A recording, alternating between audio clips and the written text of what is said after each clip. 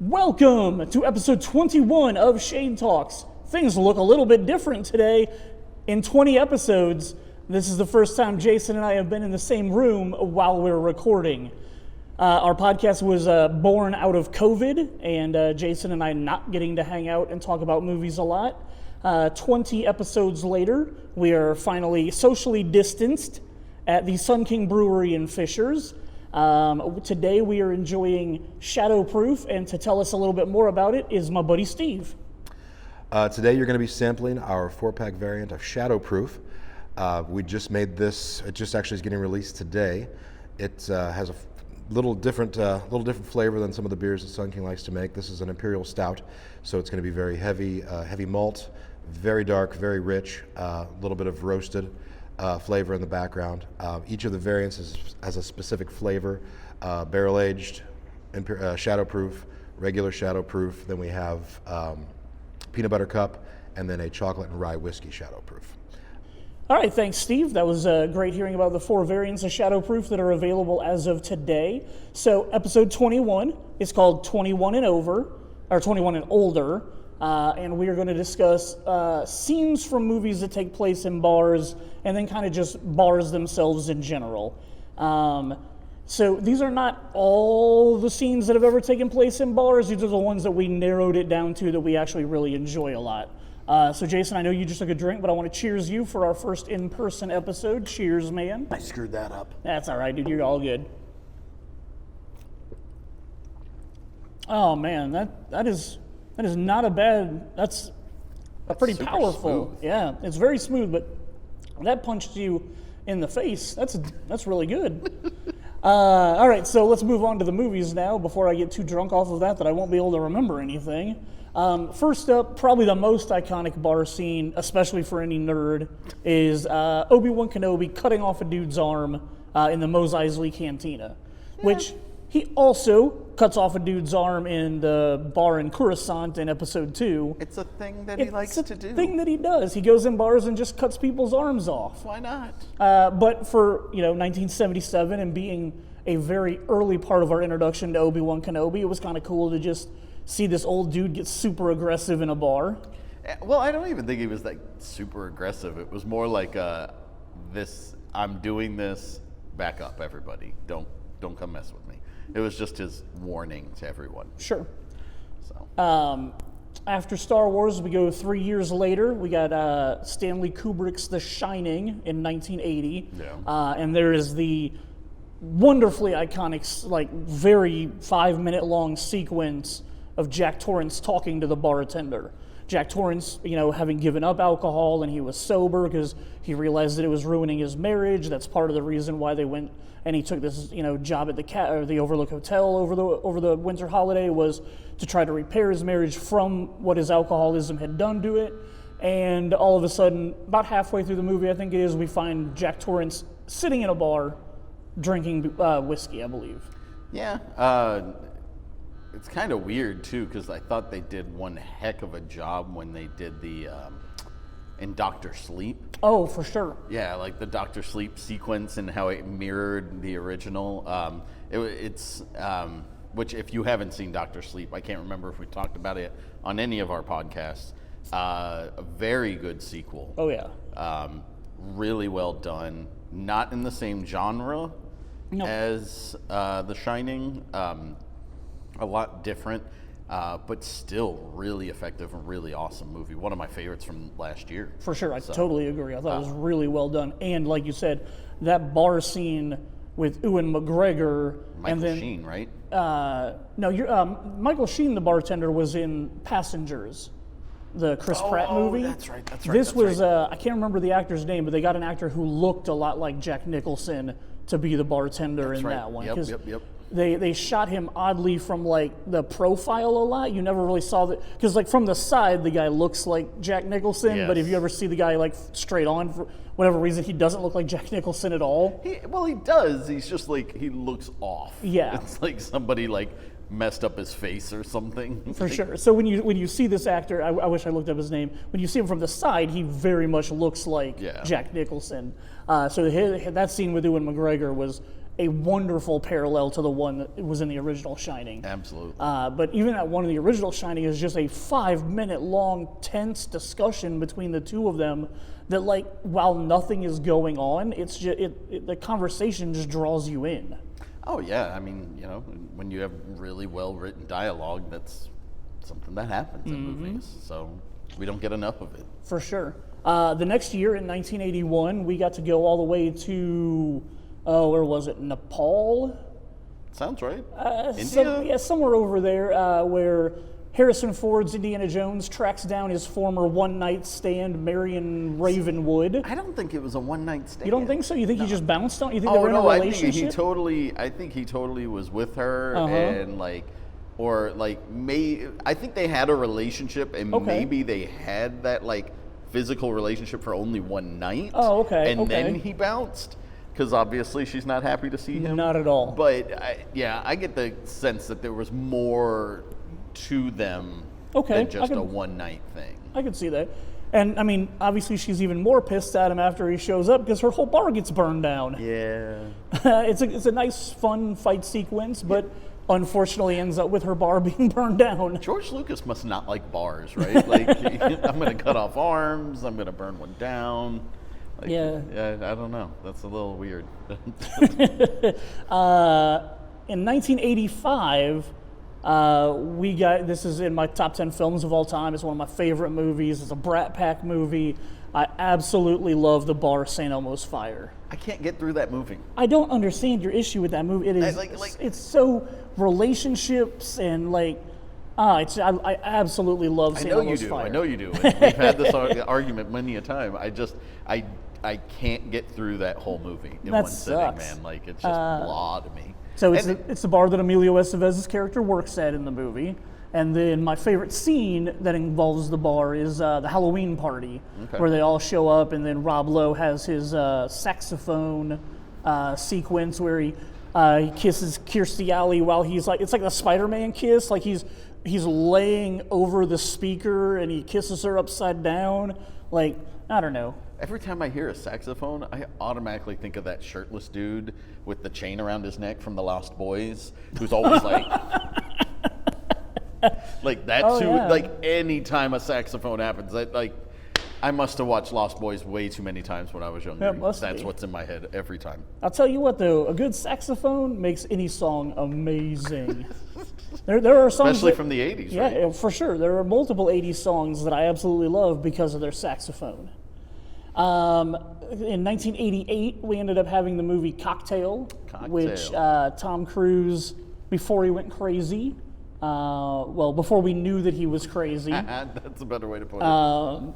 Was a bartender, and probably like a pretty iconic like drinking movie. Like this Elizabeth Shue, right? Like, isn't that the chick in it? I believe you're right. Yep, that sounds right. So I'll double check that. Cool. What were you gonna say about that? I was just gonna say, like, I think that's one of the first movies that, like, it's the first movie I can think of timeline-wise that's literally almost all set in a bar. Yeah. Like, the majority of that movie is set to the same effect that, like, for our generation, it's Coyote Ugly. That's mostly set in that bar, but and I mean, like, Casablanca was mainly set in, but like Rick's Place is kind of almost like a restaurant. Yeah, and that's I have the Goodfellas Copacabana on this list to talk about, but I've been debating it because much like Rick's Place in Casablanca, the Copacabana Club was also more of like a club, and it's like.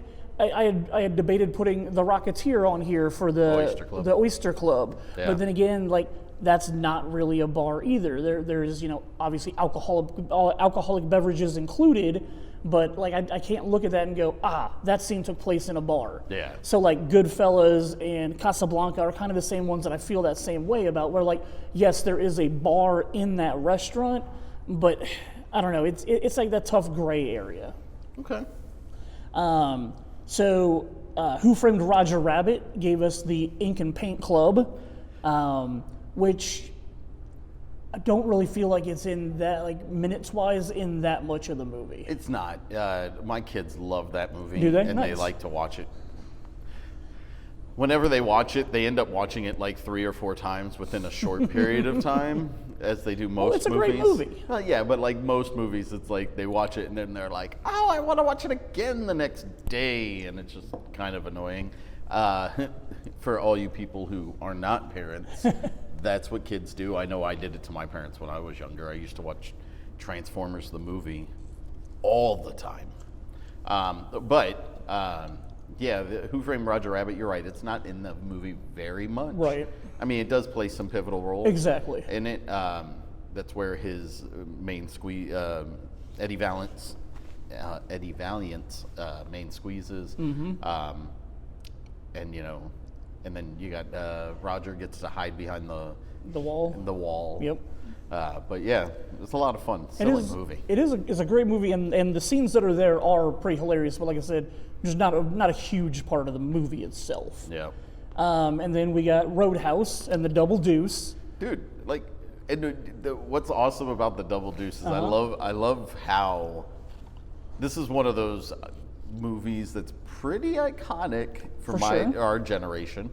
Like, I used to see this movie all the time when I was younger, way before I should have been watching it. But I'm on my break.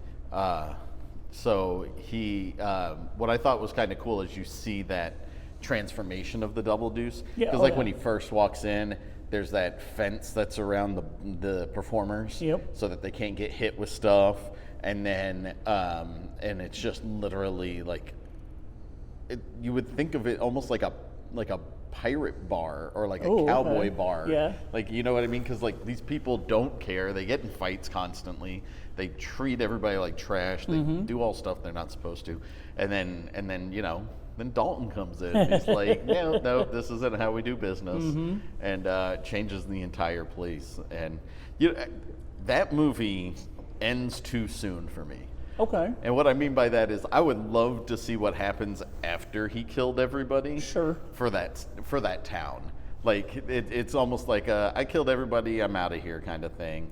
I almost want to see like longer exposition at the end. Okay. Of like another 10 minutes maybe, just so that you can see like everybody's way better off without this evil tycoon running the entire town. That's an interesting thought. I never looked at the movie that way and thought about that.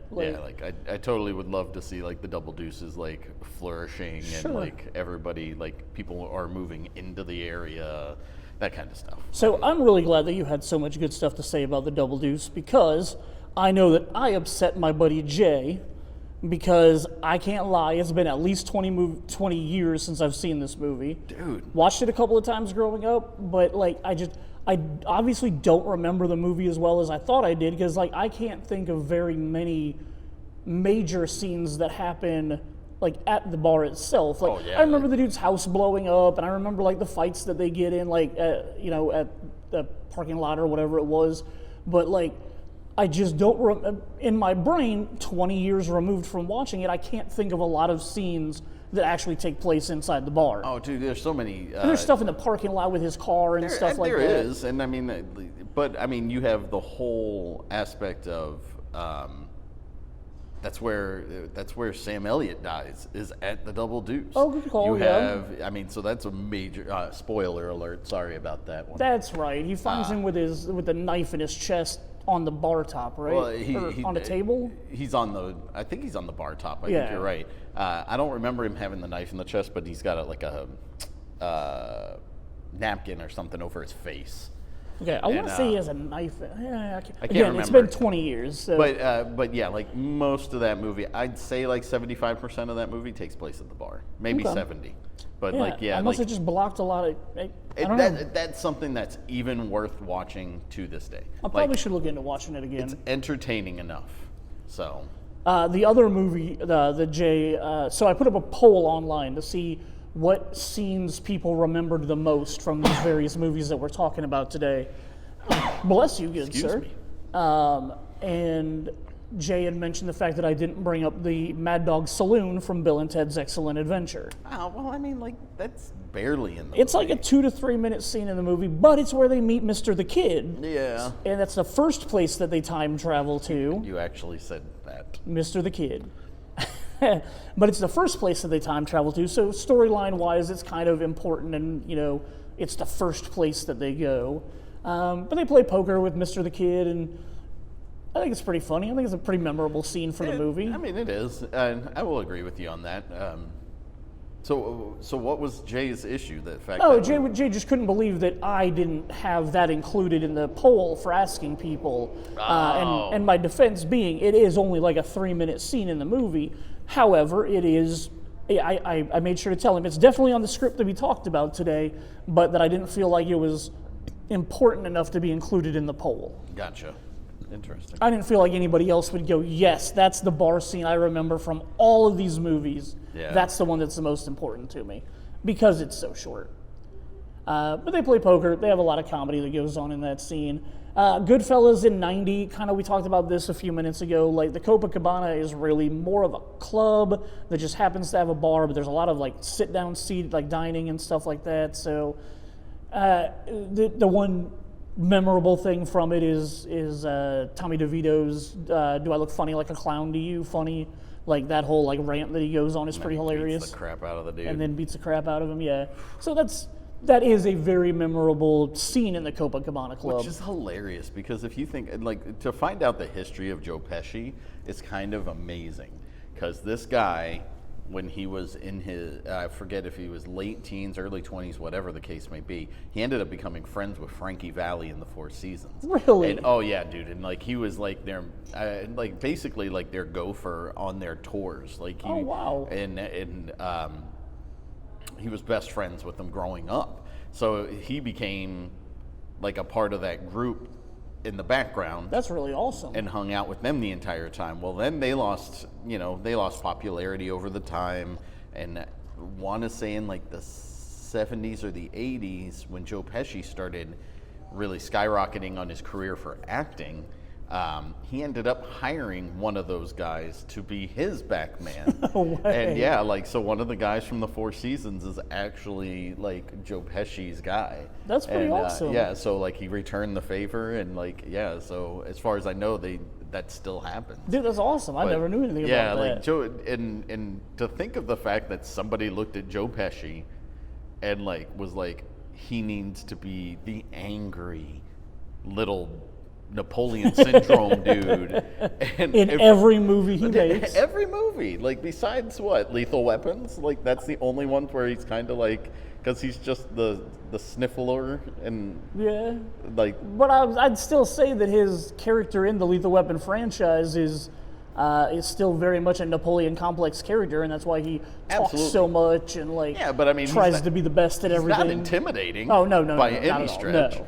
And I think one of the funny things with Joe Pesci, especially in like Goodfellas and like Casino and stuff, is like his reputation has to precede him because of the fact that if you look at him, you're never gonna think that this kid, this man, this short dude who's stocky is gonna be a crazy motherfucker who just wants to kill everybody and literally has to be pulled back on his leash by Robert De Niro constantly. Yeah. So it's very weird to me. And that definitely comes out when he beats the shit out of the guy after the funny like a clown line. Well, like, yeah, but then even in Casino when he pulls out the bat and he's doing that and and then he's a lot more subdued in The Irishman. Oh, which I haven't watched yet. I haven't seen it. He is more subdued. It is another Scorsese film. Kind of why I haven't watched it yet. And you know what? I watched it because I QC'd it at work. Oh, okay. Quality check for anybody who doesn't know what that means. Technically, when you work at a movie theater, at least at our movie theater chain, you're supposed to quality check everything before we show it to the public so that you know everything runs properly and there are no hiccups. And so, yeah, I ended up watching The Irishman, and I made sure that I made sure I had caffeine, because I couldn't hit start until like 11 o'clock at night, and it's 3 hours long, or whatever it is. And but yeah, like it was one of those moments where I watched it. I'm glad I watched it. Let me go on a little tangent here, real quick, from what we're talking about. You spending 3 hours in the middle of a night in a theater watching a 3-hour movie Do you prefer that over watching a 3-hour movie at home where you could just pause it if you needed to do anything else, or if you wanted to like watch half of it one night and half the next night? Like, did you prefer the 3-hour in-theater experience over having more control over watching it? Absolutely. Okay. For me personally, I'd rather. One of the great things working at our theater is I can hit start. If I'm not liking it and I'm not getting paid to do it, I can just turn it off and walk out. Okay. I did that with Once Upon a Time in Hollywood. Didn't care for that film. Really got about halfway through it and just didn't want to watch the rest of it. So I've done that with, what was the other one? Daddy's Home, I think was the other one, with Mark Wahlberg and Will Ferrell. Will Ferrell. Like, I watched half of it. It was time to go. And I went, I'm not having enough fun and enjoying it enough. And so I never finished that movie. So, Gotcha. but like The Irishman was definitely something worth watching, and it was interesting, and I didn't know much about Jimmy Hoffa, being somebody who was born in 1980. I've always heard the name, Sure. and heard that he just disappeared. You have no idea what happened to him. This gives a little bit more into the fact that he was a Teamster and he was a union boss and all this other stuff. That he's buried under Soldier Field. Well, they would have found him probably if he was actually buried there. Since they destroyed Soldier Field. Sure. Giant Stadium, I thought. Or Giant, yeah. Sorry, I knew it was one of those. Yeah, You're yeah. good. Giant You're Stadium. good. Yeah, that's what it was. But so learning a lot about history through the lens of that movie was kind of cool and interesting. Am I I don't going know to why tell I thought any? that movie took place in Chicago. Yeah. Well, No, that I mean, was definitely New corruption, York City. Yeah. Chicago, New York. Good call. Yeah. For some reason, I thought that movie took place in Chicago, but I specifically remember shots in the trailer now that were definitely New York City. But I think Hoffa had some kind of connection to Chicago. Oh, I I'm thought. sure he did. Okay. He was connected across the entire country. Okay. So, I'm going to finish this tangent and then we'll get back to the bars. I promise. But like, it's something that I wouldn't tell anybody that they had to see. But if you had any interest whatsoever, pop it on. Cool. And but to answer your question, I'd much rather watch it in the theater just because of the ambiance and seeing it on the screen. I don't want to hit pause if I don't have to hit pause. I got you. Okay. I watch stuff. I can't start movies at home when my kids are awake because of that Constant simple fact. interruptions. I don't want to miss dialogue. I don't want to have to hit pause. So a lot of times I just wait until they go to bed. Understandable. So the next bar that we've got is only in 2 scenes in the movie. It's in a movie I actually watched yesterday. I watched all 3 of the Back to the Future movies yesterday. Why am I not shocked that you watched all 3 of them? I don't know. You know, I was in a Back to the Future mood, so I watched all 3 of them yesterday. This bar, I believe, if I remember right, is just called The Tavern. I think it literally just has a sign outside that says Tavern. Makes sense. It is used twice in the movie. The first time is when Marty first stumbles into town, and then he runs into Mad Dog Tannen, and he makes him dance with his gun, and then that leads into the classic Back to the Future Marty running away from a Tannen sequence. And then at the end of the movie, it's used where apparently this is how saloons work in Back to the Future. They're open 24 hours a day, and people literally drink all night long and stay there for breakfast at 8 a.m. So that they can then keep drinking and have breakfast, I guess. But Doc goes to the tavern. He spends all night, overnight, talking to the regulars there about the future. Marty shows up and tells him, we gotta go do our thing. Doc Brown takes 1 shot of whiskey and passes out. And then you've got a pretty comedic sequence for the next couple of minutes of them trying to wake him back up, giving him different drinks, and then he calls it his wake-up juice. I can't remember the bartender's name now, but he says, we're going to make my wake-up juice, which is basically just Tabasco sauce and some other stuff. And that wakes up Doc Brown, and he runs outside and dunks his head in the trough and then falls right back asleep. So only used in 2 scenes, but it's the tavern, and I had to mention it because it's from Back to the Future. Of course. Why else would we talk about it? Well, cool. So we're going to go from a movie that I don't hate, it's my least favorite of the 3, to a movie that I literally completely fucking hate. And that's Groundhog Day. But it's fantastic. It's not. There are so many better time loop movies out there. No. And But Groundhog Day who knows is- how many of them would have been made if not for Groundhog Day? I won't argue that fact, but Happy Death Day, go see it. yes, It's worth it. amazing.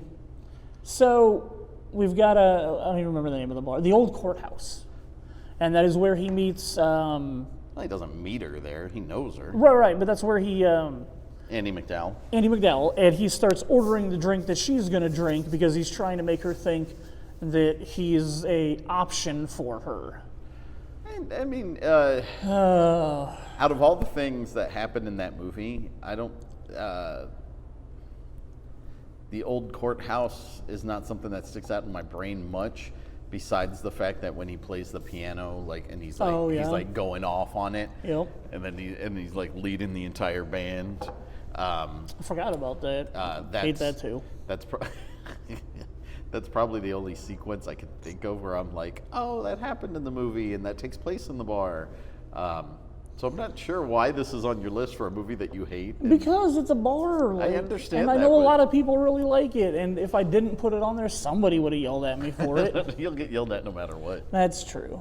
So the next one, the Tarasco Bar in Desperado. I have not watched this movie in like years. Oh, it's man. probably been 13, 14 years. Don't get me wrong, the movie's fantastic. Yes, I it is. Really enjoy it. And I actually like El Mariachi a lot too. Yep. Even though they're the exact same movie with the exact same actor, even though it's Overall, technically a sequel, it it is. doesn't make sense. It's just like Evil Dead 2. It literally is Evil Dead 2. But yeah, like fantastic movie. Gunfight sequence is nice and fun. I kind of just love the fact that the character that's telling the story at the beginning, his name is Buscemi. Like, that's literally not a word that you just randomly pick out to name somebody. Like, obviously you named it after Steve Buscemi. Like, Wasn't it Steve Buscemi? was it? I thought it was. I'll look it up. Okay. It could be. I just love the fact that the character's name is Buscemi also. I mean, that would make a lot of sense if they just named it after Steve Buscemi, or like named his character after his last name. Yeah, it was Okay, Buscemi is Steve It's Steve Buscemi. Buscemi. Okay, cool. So that makes a lot of sense. I loved the fact that they just gave his character that name. But then he's telling the story and like just the walking in with the guitar case. And like if you had like El Mariachi was so small that like I'd say 99% of people who saw Desperado the first time did not know El Absolutely. Mariachi. So when he walks into that bar for the first time holding the guitar case, everybody's just like, "Oh, he's a what do they call them? Mandolins? Oh, Mariachi. Mariachi. Where was I going with a mandolin? Maybe he's like, "Oh, it's Mandalorian? just- I don't know what you're thinking. It's just a mariachi. He's got his guitar or whatever." And then like when he pops that open and just, I was like, "Oh, this is pretty bad." Because I have to admit, I saw El Mariachi after Desperado. So when I saw Desperado, I thought that was an amazing sequence. It's pretty awesome. Yeah. So that bar scene, a lot of fun. And now you're going from one Robert Rodriguez movie to another. 2 years he back to backed us. Ugh. You don't like the Titty Twister? I don't like From Dusk Till Dawn. Oh like, man, I love From Dusk Till So Dawn. boring. George Clooney is. How is that boring? Literally, Selma Hayek strips for you, turns into a vampire and kills a guy, and then it's all hell breaks loose for the next hour. Yeah, but like It's the Gecko literally Brothers nonsense. were horrible. The Gecko Brothers are badass, dude. No. Oh, Seth Gecko is a great fucking character. Quentin Tarantino's character is so gross. And, For sure. like, and I mean, in modern society, his character doesn't like stand up very even well. then I didn't like him. Well, Like, but that was the point. Like, you were supposed to be creeped out by his character, so that when he turned to a vampire, you didn't give a shit about him. Yeah, but still, Like Seth Gecko has to kill his own brother. yeah, but who cares?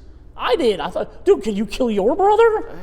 No. Exactly. Even if your brother was a vampire trying to kill you, no matter how perverted Well, or maybe. Maybe. survival of the fittest, I guess. You know, if But- I have to. But I mean, like that Only was if he's a vampire. that's like an emotional thing right there. Like, I don't know. Like the whole movie just feel like, what was if you know? There's so many things where they do things. It's kind of like I was just talking about this recently. Deadpool and Deadpool 2, right? Okay. So like the first Deadpool, it takes you on this journey and you're not expecting it, but the second one takes you on almost the same journey, and it's not nearly as good. It's kind of like The Boys season 1 and season 2. Okay. It's this, like, you're in awe of it the first time you watch it, Yep. because of the fact that it's different. Sure. And it's like, it's vulgar, and it's gross, and it's graphic, and but then, like, once you see it again, you're like, I've already seen this. Like, I don't. That's a good point. It's very blah. So that's the reason why. Now, as blah as season 2 was of The Boys, the last like 4 episodes last 3 episodes made up for it. I'm not saying it's a bad season. Well, I'm going to say the start of the season sucks. I didn't have that bad of an opinion of the first part of the season. Like, I just thought the whole thing was fine. But the luster's gone. Okay. And that's my problem with Deadpool 2, was if you gave me Deadpool 2 first, essentially, like, I might be like, oh, wow. Sure. But it's almost the exact same thing. So then I'm just like, bah.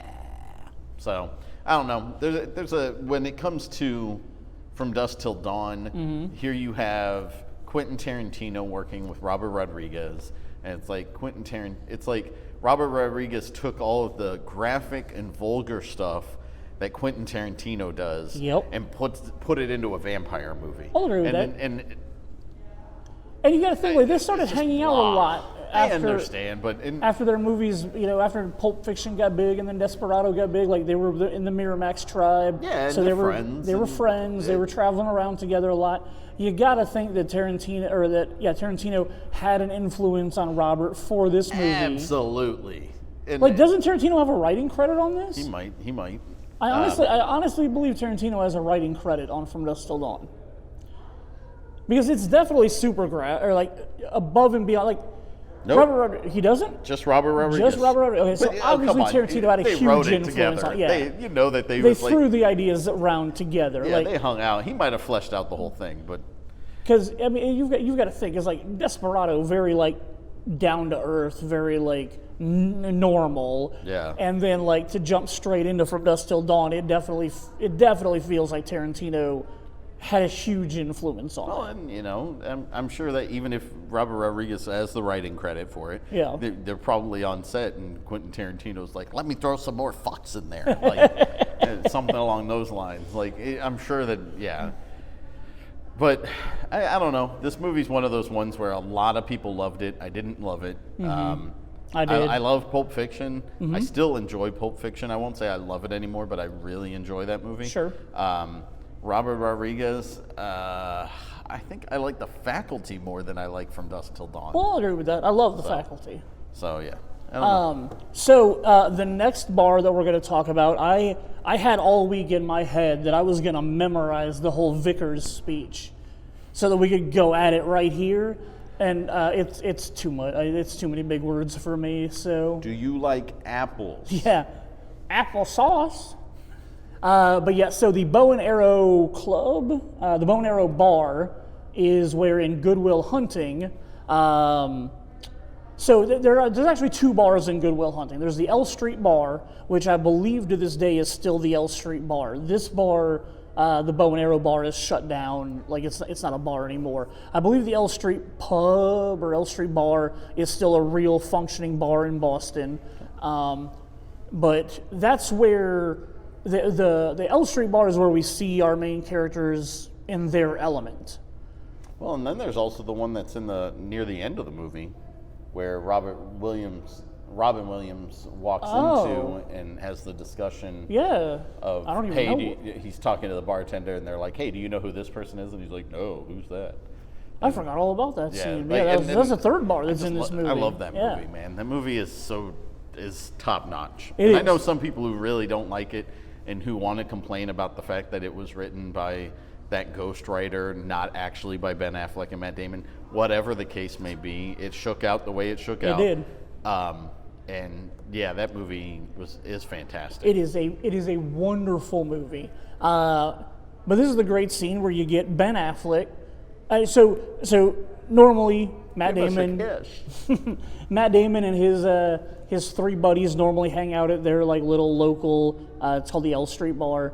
But about 30 minutes into the movie, Matt Damon takes them to a bar that Ben Affleck refers to as the Harvard Bar, but it's the bow and arrow bar.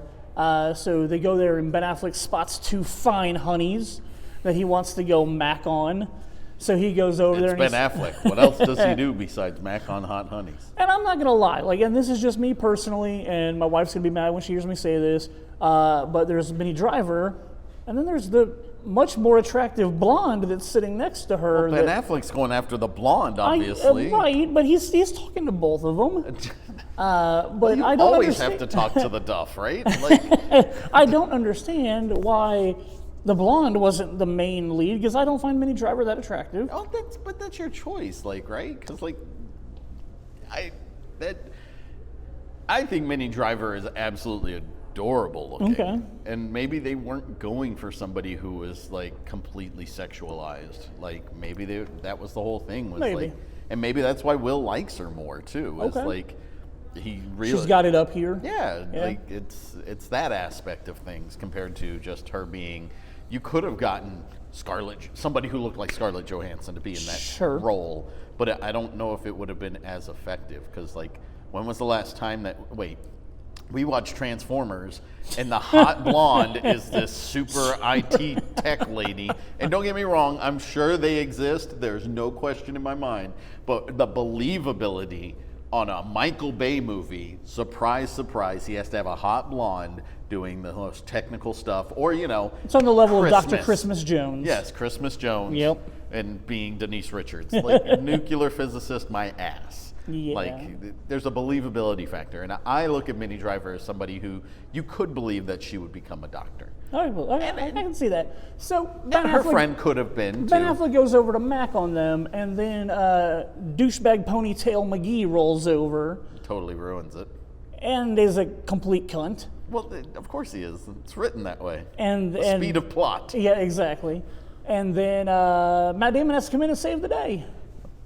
But it's a great scene. I wonder how many I watched The King of Staten Island last night. Oh, that movie is so good. It's okay. It's great. My problem with that movie is it's just like 8 Mile, right? Like you literally have the guy who lived this playing the person that he is today. Sure. Or maybe was like 5 years ago. Probably still today. And that makes me wonder with like Ben Affleck and Matt Damon, like, did they write that as like Interesting. that's how it is in real life? Because I could totally see Ben Affleck being the suave asshole who goes in and he can manipulate and talk his way into anything, Mm-hmm. and Matt Damon's the one who actually has the knowledge and the actual ability to, like, I don't know. Ben Affleck seems like somebody you would, like, women would sleep with, where Sure. Matt Damon's like the guy that women would bring home and marry. For sure. So Well, and you saying that about them, like, writing about, like, their real lives, it jumps me to the scene right before they walk into the bar, where they're talking about jobs and getting fired from jobs and stuff like that, and it's with Casey Affleck. And then Matt Damon's like, I don't have a job or whatever. And Ben Affleck goes, oh, well, you should come talk to my boss. My boss is hiring. And Casey Affleck's like, I asked you yesterday if you could get me a job, and you told me they weren't hiring. It's like that whole sequence is like what you're saying. Like, I can see the three of them, like, as brothers and then friends having a conversation like Well, that. absolutely. Like, and you write what you know when you're writing For scripts sure. and stuff, and so it totally makes perfect sense that Matt Damon would be that guy Sure. compared to Ben Affleck. So Moving on to our next movie. Our next movie came out when I was 20 years old. oh no, As much as Cheers prepared me for the bar world, Coyote Ugly opened my eyes to what I thought the bar industry was going to be. no wonder you worked at a bar. You were like, I can get Coyote Ugly in real life. Coyote Ugly definitely is probably the thing that made me want to pursue any type of bar industry job. because That's hilarious. because Coyote Ugly is amazing. Oh, wow. Amazing is a way overstatement for that movie. Now, don't get Yeah. me wrong, they have got some wonderful gorgeous women. See, like, you could have taken the blonde from that. And, Sure. Not Piper, but the other one, the Russian. Is she Isabella Russian Miko? in this one? She's Russian in the movie. Isabella Okay. Miko is her name. Yeah, like, you could have put her in the role of Minnie Driver. I don't think it would have worked as No, well. probably not. But Coyote Ugly, man. My favorite story from Coyote Ugly, or from the production of Coyote Ugly, goes back to Kevin Smith.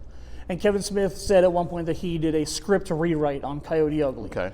And everybody was like, oh my God, that's why the Punisher comic was in, or the Spider-Man comic with the Punisher was in the Appearance of movie. Punisher, yep. And Kevin Smith goes, the funny thing is, no. Like, that was something they added drafts later, like after I turned in my draft.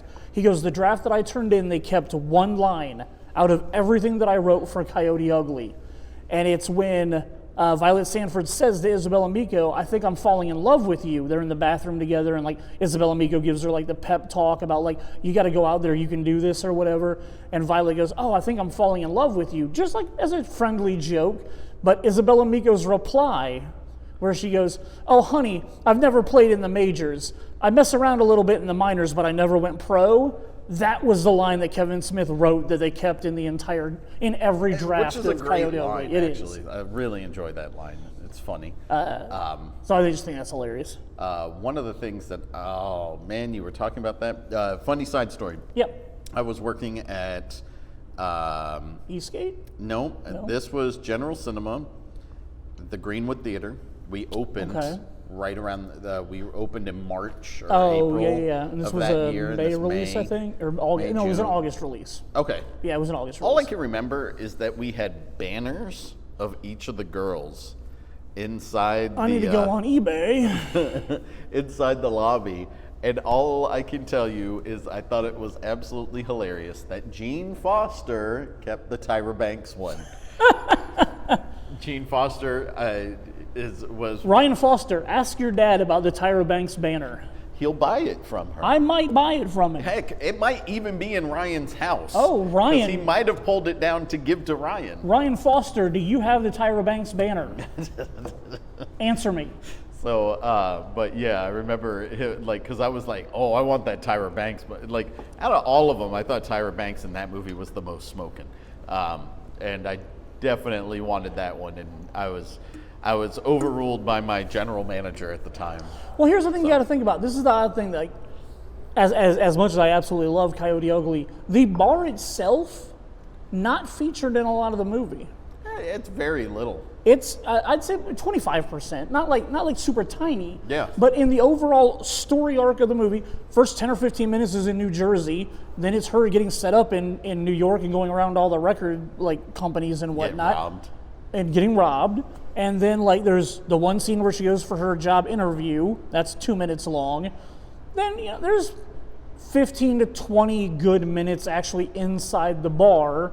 But then everything else is like her running around with Kevin, like on her rooftop, like as quintessential as Coyote Ugly is in my mind, like I'd say less than 25% of it is actually inside the bar. Which is also interesting because I've been to Hogs and Heifers, which was actually the Hogs and Heifers, yeah.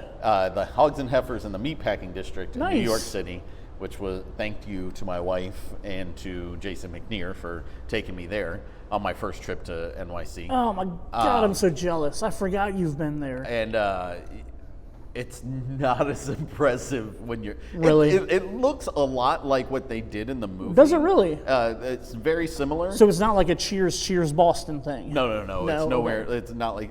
I mean, it's a hole in the wall. It's a Square room with a bar on one side. And, Okay. And there's a lot of. I want to say there's bras. I think it's bras that are pinned everywhere. Oh, okay. Because that's apparently the thing at the time was anyway. Here's what I love the most about this movie. This movie was based on an article written for the New York Times or something like that. Yeah. That was about a woman when she just moved to New York City and getting into the bar industry. Nancy, fudge, I should have looked up her name. The woman who wrote that article that Coyote Ugly is based on is the same woman who wrote the book Eat, Pray, Love. So you've got, millions of 40-year-old women falling in love with Eat, Pray, Love because it's telling them how to live their lives in their 40s. It's the same woman who wrote the article that she worked at the original Hogs and Heifers back in the day. Eat, Pray, Love. Was that the Julia Roberts Julia Roberts one? movie? Yeah. I was thinking, when you said that, I thought of there's a Helen Mirren movie about food. Oh, where it's the greatest something. Oh, it was in the last 10 years. The best Marigold Hotel. The best Marigold Hotel. Hold on. It's got to be here soon. Because there was a sequel that was called The Second Best Marigold Hotel or something. Come on. Woman in Gold. Where? How is this Jason not on our is thing? Trying to find. So, what's really interesting? Why aren't you looking at the Helen 100-foot journey? Oh, is the not one the movie I was thinking of. Oh, okay. And that one has to do with food, which, like, the whole premise of the trailer of that movie was like talking about the food and everything. Okay. And then you watched it, and it was kind of like Coyote Ugly. Oh, really? And what I mean by that is, like, maybe 25% of it actually takes place talking about food. Oh. It's really weird. At the very beginning, they do this whole thing where, like, they end up in this they end up in a house, and they're, like, literally just throwing food together, but they're describing it, and the entire time, like I wanted this food. Like it made my mouth water. It was amazing. And then, like, the whole rest of the movie, like 80% of it, there's nothing. Like, I mean, it's him going to culinary school and doing other things, but, like, nothing like the first meal they talk about until the very end of the movie, and then they start talking about it. And it's nowhere near as good as the way they talked about it the first time, but the second time is still one of those moments where I was like, man, I've never wanted to eat so much. It's kind of like Chef. Oh, Like, yes. I want the grilled cheese sandwich. Oh, yes. I want it. Like, dude, I talked to somebody recently who told me that they didn't like Chef, and I'm just like, what in the fuck is wrong with you? What did you watch? How do you not like Chef? Did you watch it in French and not know how to speak French? Like the relationship with Jon Favreau and the kid, and like the road trip aspect of it, Dude, like being out of everything their about element, that, and like, yeah, oh my god, that movie is so. I was blown away when they said they didn't like it. I was like, are we talking about the Jon Favreau Chef? And they said they were. So if you haven't seen Chef, go watch it. yeah, It's Chef, I really believe it's on worth it. Netflix. It's amazing. It's a really entertaining watch. It's only an hour and a half. Jon Favreau written and directed. Who plays his girlfriend in the movie? Scarlett Johansson. Scarlett Starts Johansson. off on Yeah. his ex-wife is Sofia Vergara. Yeah. Yep. Robert Downey Jr. appears in it. John Leguizamo's in it, and he is awesome He is in amazing. it. Dude, and it's just And then they talk about food, and They do. make it, and you're watching it, and it's the whole inspiration for Jon Favreau's Chef on Disney Plus. Chef Cooking with Chef. It's on Yeah. Netflix. Oh, that's on Netflix. Oh, Yeah, okay. but yeah, like Cooking with Chef or whatever it is. This movie is literally I compare it to Real Steel, like a father and a son on a road trip together. Like I love both of those movies in the same way for like what they are. What weird thing I read the other day was somebody compared The Real Steel to Rocky meets the Iron Giant, and I was like, oh well, that works. I mean, I could get nitpicky about like I could Absolutely. You see could- what they're saying, but like I would say like Rocky meets Rock'em Sock'em Robots. Like I mean, Okay, that's this even this better. isn't an outer space entity that befriends it. Well, he does befriend a kid. Okay. Well, the kid imagines I'm the opening up to it. relationship more so, though. It's not like the robot actually has these feelings. This is true. All right, let's move on. I don't want to. We can talk about Coyote Ugly for an entire episode. I have a lot of feelings about it, but let's move on to 2004. Because in 2004, that was apparently a big year for European cinema-central movies. Because we got 3 European bars. Let's start with Exclusive. Let's start with Exclusive. Eurotrip. The Feisty Goat Club. Oh man, which one is that though? Out of all That's the places true. they go, Isn't that the one where he kisses his sister? or is that the one in Scotland or whatever, or England when they meet all the footballers? Like, Oh, that could have been that because like, one. dude, you also you've got the one where he kisses his sister. You've Yeah. got the one where they meet the footballers at the tavern or Yeah. the pub, and then you also have when they go to the hashish. Yeah. Oh, the yeah. hash bar or whatever. Like, so I mean, there's so many places. Dude, that movie is so much fun. If you It haven't, is. that's another one. If you haven't seen Eurotrip, make the time. Yeah. Watch it. Find a way to watch it. It's entertaining. Eurotrip is a blast. Especially if you can watch it with friends. Oh, yeah. It's that kind of comedy that'll make everybody else laugh, and then you'll laugh more because somebody else is laughing at something. I will highly agree with the fact that that is a movie that is better watched in a group. Oh, the dude. first time that I watched it, I had rented it from the video store on VHS tape, watched it at home alone, and was like, I mean, it's okay. Like, it's a fine movie. Oh, dude. My second viewing of it, I don't even know if you were there, but it was with a group of friends, and I laughed far more because of well, there was probably more alcohol involved when I was with friends, but Yes. but I far more enjoyed the movie when I watched it with a group of friends. I remember watching it for the first time with Justin Rochelle, and him just his cackling. Makes Watching me laugh. anything with that dude makes you have a better time. Oh yeah, and then on top of that, I remember also watching it with my brothers. Okay. I know I watched it with. That's what it was. I watched it with with Justin the first time. I want to say the second time I saw it. I know at least one of the times I watched it with my brothers, and we were we were at my brother David's house, and the inappropriate stuff that happens in the hot tub at the beginning of the movie, and we're watching it, and all this funny stuff's happening, and he looks over at my brother Michael and I, and he goes, and this is the part where my wife walks in. And we all turned and looked at the hallway, and she was just standing there shaking her head at us. But yeah, it was, Eurotrip is fantastic. I've shown it to my nephew. Oh, nice. He is of age. What do you think of it? Oh, Drew loves that. He loved movie. it? Good. Yeah, yeah, that's so good. Good times, good times. On our European trip, we're next going to go to the Winchester in Shaun of the Dead. You know, I don't think I've seen this since the theater. Really? Yeah, I like the movie a lot. I Yeah. own it. Nice. I just don't think I don't believe that I don't believe that I've watched it in its entirety since then. Here's what I'm gonna say negatively about Shaun of the Dead.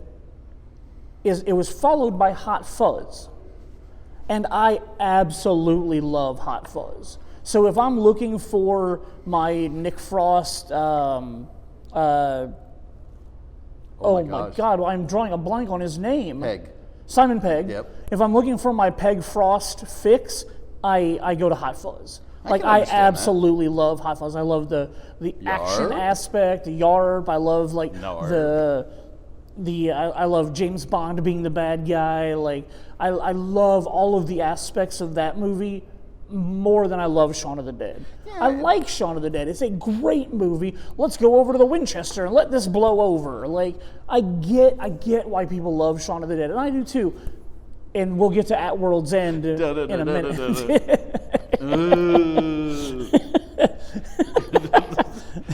There's a lot of great stuff in Shaun of the Dead. The cast, well, half the cast is back for the action movie that I just listed, Hot Fuzz. Half the cast is back for Hot Fuzz, so I can't really say that the cast is better, but like, Shaun of the Dead has a lot of really fun stuff. Was Hot Fuzz the one where Kate Blanchett's inside the like hazmat? No, it was Shaun of the Dead. Yeah, it was Shaun of the Dead, yeah. Kate Blanchett's inside the Yeah. hazmat suit or whatever, breaks up with him, and then but you never see her face really. Yep. And it was one of those moments where I was like, somebody said she was in it. I was like, what? I don't remember her in this movie at all, and I had to look it up and then find out that it's his girlfriend that broke Yep. up with him while she was in her hazmat uniform. Yeah. Like, So Shaun of the Dead, amazing movie. The Winchester, it's used a few times during the film, but like, you know, that let's go to the Winchester sequence. They get there and it probably doesn't last more than like 5 to 10 minutes of the movie though, Yeah. before like all hell breaks loose and they can't stay at the Winchester anymore. So like, it's a fine bar. It's fine. It's good. But the third one from 2004. What does this mean? Yes, this is one of my top 3 favorite movies of all time that you you could talk haven't about seen. this for thousands of hours. We could do an whole episode on this. Yes. No, you could do the entire web series on this. Well, that's how much you love that'd this. be a great episode. We could literally do an episode of just me telling you about Green Street Hooligans. Oh no, I don't want to. And I would just tell you like the whole plot and like Elijah Woods in it. Can I tap out for that one? I'll get somebody who actually cares about Green Street Hooligans to take. And my we'll place have them for wear the a day. Jason mask for the day. I'll take a picture of myself, Yes. do a cutout like being John Being Malkovich. John Malkovich. Or I'll do it really badly in post where like their head just like follows, or Star your Wars head Episode follows 2. them around. Yeah. Floating Jason head on top of somebody. On top of somebody else's head. Anyway, so we could just put a blow-up doll. I like that too. Just put the face on him, and then that way you. That would be a lot of fun. Uh, I could just talk about Green Street Hooligans literally for an hour, and your blow-up doll will talk as much as you would. oh, yep, that's probably right. So anyway, someday you should watch Green Street Hooligans. It's not that I don't want to. It's just that I don't have easy access to it. And I've oversold it. I know. And somebody keeps will never let out DVDs anymore. So I will definitely, dude. I will give you a copy of the DVD. This is a don't give movie it that to when me. Best Buy puts it for $5. Well, they haven't done it in a long time, or I haven't been able to find one. But back in the day, Well, yeah, but nobody does digital, or everybody does digital now. Nobody That's does true. physical copies. But actually, funny you say that. Like just this past week, I gave out 2 copies of Green Street Hooligans because I had a collection of about 10 Green Street Hooligans DVDs that I'd paid like $5 for at Best Buy. Of course he did. I did, because when it would be in the ad that it's a $5 DVD for Green Street Hooligans, I would go to the Castleton Best Buy and I'd buy every copy that they had so that I could give it out to people. I gave out my last 2 copies this last week though. I wonder if I started going to like those secondhand places. I wonder if they would have copies of Green Street Hooligans. Everybody should have a copy of this, right? Well, that's going to be my new mission. I'm going to start going to secondhand places and trying to find copies of Green Street Hooligans to give out to people like you. So anyway, the movie is about Elijah Wood who gets kicked out of Harvard because of some bullshit. That bullshit causes him to take a sabbatical to England to visit his sister, who's played by Claire Forlani. Ooh. Yeah. So he goes to visit his sister and her husband, and while they're there, Elijah Wood meets his sister's husband's brother, who is Charlie Hunnam. Charlie Hunnam is the head of a football gang for West Ham United. The rest of the movie, after that introduction, the rest of the movie is basically Elijah Wood becoming accommodated to the footballer fan club lifestyle of England. I like the fact that they're football gangs. It's not like They're called firms. But still, like the fact that they're a gang, it's hilarious. Yeah, they're gangs basically. Oh, I understand. They cause physical harm to people who do not support the same football club that they do. Could you imagine people in the United States doing that? Just go to Philadelphia, you'll see it. This is true. There you go. Go to Pittsburgh. Go to Pittsburgh, there you go. Watch 70-year-old men get body slammed in bathrooms. Yeah. So anyway, the gang, or firm, as they call them in the movie, they have a bar. I really don't even know if I know the name of the bar. The Bouillon Pub. And this is What? a little outdated You had now. to look that up? I did. Actually, and when I was writing all this out, I said I didn't remember the name of it. Favorite movie. I know, right? I'm pathetic. But so the Bouillon Pub, which is a little outdated now because, so you've heard of the Bouillon Sisters movie? Yeah. In that movie, there's a character named Anne Bouillon. She is who this like whole area that where West Ham plays is named after. The pitch, the grass that they play on, is called Bouillon Grounds. Again, this was when the movie came out. A couple of years ago, West Ham, after 2012, when London hosted the Olympics, they built a brand new stadium to host the Olympics in. West Ham left Upton Park, which it was called Bouillon Grounds at Upton Park. Bouillon Street was one of the main streets that this stadium was on. The stadium was built to look like a castle. It was absolutely beautiful. That's awesome. They had it from like 1887 until 2012. after the Olympics, West Ham, in the dumbest mistake of the club ever, in my opinion, moved to London Stadium, which is now where they play at. But anyway, when the movie came out, you can still see Bouillon Grounds at Upton Park. It looks like a castle. It's gorgeous.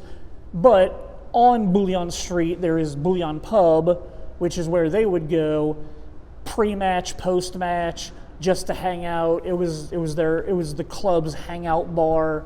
One of my favorite scenes in the movie is them celebrating a victory, and they're all there, and like literally 100 men with pints of beer just like throwing them out of their cups at each other, like you would pop champagne bottles, like they're just throwing like pints of beer on each other, like in celebration. You can do that at a Rush concert. Oh, can you? Sorry, inside joke for some. Oh, okay.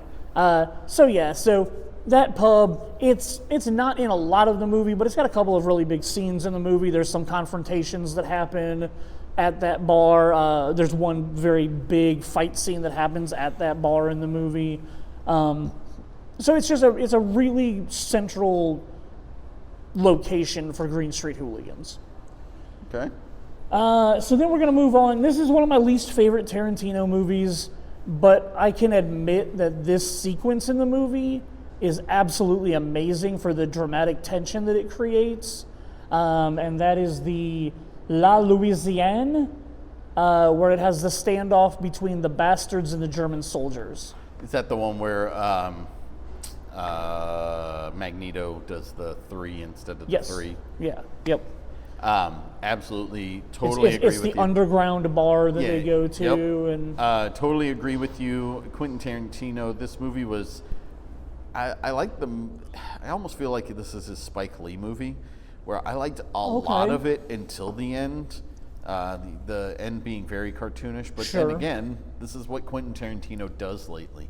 It's his alternate reality storytelling. He did the same thing with Django. Like at the end of that, he starts shooting people, and people go flying in different directions. It doesn't make any sense. But his retelling history, where he kills Hitler. No. The end of his most recent movie, Once Upon a Time in Hollywood. Oh yeah. Where he changes the ending of the Sharon Tate murder. I don't dig his attempt at changing these things around. I think he did better before he was doing this at the end of his movies. Agreed. But this particular sequence, Inglourious Basterds, for the most part, the greatest things about that movie for me are any time there's just dialogue. Sure. Quentin Tarantino's really good at doing dialogue. My favorite 3 sequences of this movie are the very beginning at the house, while he's talking to the girl and her entire family's hiding underneath. The Jewish people are hiding underneath the boards of the house. That's one of my favorite. And that's Christoph Waltz, and I'm not a huge Christoph Waltz fan, but I do think that scene's really well done. Oh, dude, it's so tense. Yeah. And then the second one is definitely this bar sequence. Yep. And then the last one is when Brad Pitt and Christoph Waltz are talking right before the end. Like it's like 25 minutes before the the other one is the dinner sequence with Christoph Waltz and the main blonde chick. Like, that's like a 10-minute dinner sequence that then just becomes a one-on-one between the two of them. Yeah, absolutely right. So 4 sequences. Yeah. Sorry, but but La Louisiane is it's a very tense standoff. Really well done. Oh yeah, it's very good. Then we're going to jump ahead 4 years to 2013, and we're going to talk about the other Nick Frost, Simon Pegg movie, At World's End. Never seen it. You've never seen At World's End? I never found the time to watch this movie man. yet. So you're going to have to I will say go through it quick. I'm going to go through it quick. The movie is okay. Of the 3 of them, it's my least favorite, which is weird coming from a guy who likes to drink as much as they like to drink in that movie. But the problem is the third act of this movie, and I get it, it turns super sci-fi, it turns very science fiction in the back half of the movie, but like a Spike Lee movie, the last 10 minutes just ruin everything else for me. I did not like the way they ended it. I thought it was pretty blah. The humor they were going for did not sit well with me.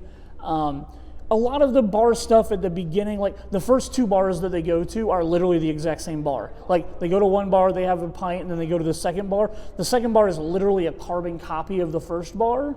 And I thought, oh shit, is that what this movie is going to be? Like they're going to go to 12 bars that are all like carbon copies of each other? That would be amazing. That's what this like, because it's like in their town, it's a big like drinking thing of like drinking at all 12 bars in one night.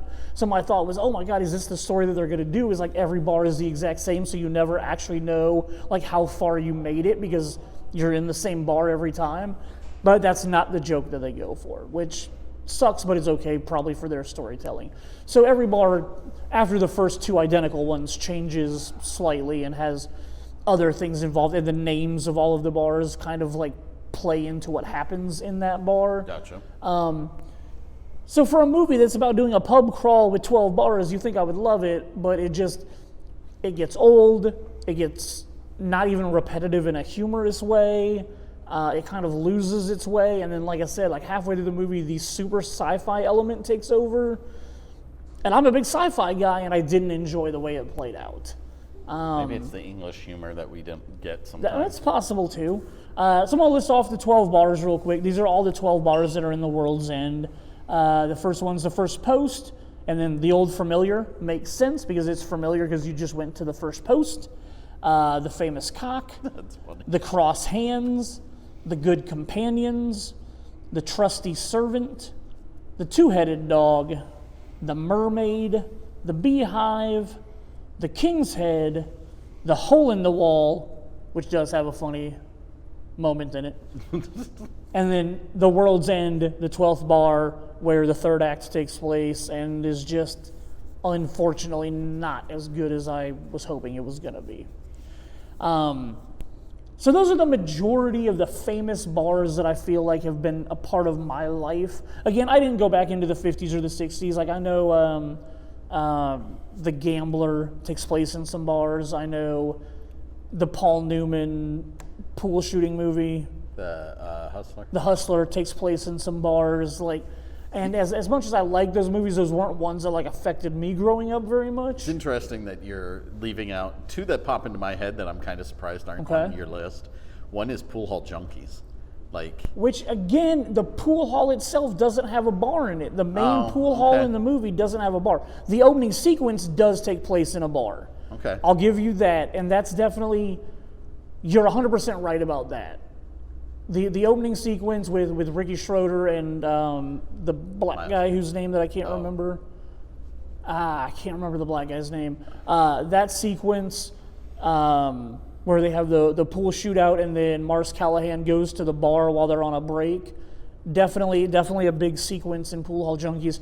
Unfortunately, the rest of the movie, the pool hall itself doesn't have a bar in it. Is that Glenn Plummer? Glenn Plummer, yes, thank you, Glenn Plummer.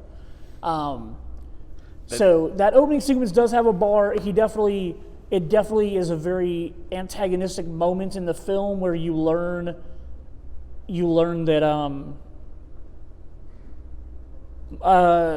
oh my God, why can't Mars Callahan's handler, Chess Palm. Chess Palminteri, Yeah. you learn that he screwed him over as a kid because Mars Callahan's talking to the guy that ran the pool hall or the billiards association and whatnot. Like that whole sequence happens in the bar. Very important. It's very important to set off Mars Callahan's character for the rest of the movie. Unfortunately, it's literally just like that 2-minute scene. And then the other one that pops into my head was, while we were talking about Scorsese, was The Departed. Oh my God, yes. Because Yes. there's so many things that happen in the bar that are in The Departed. Yes.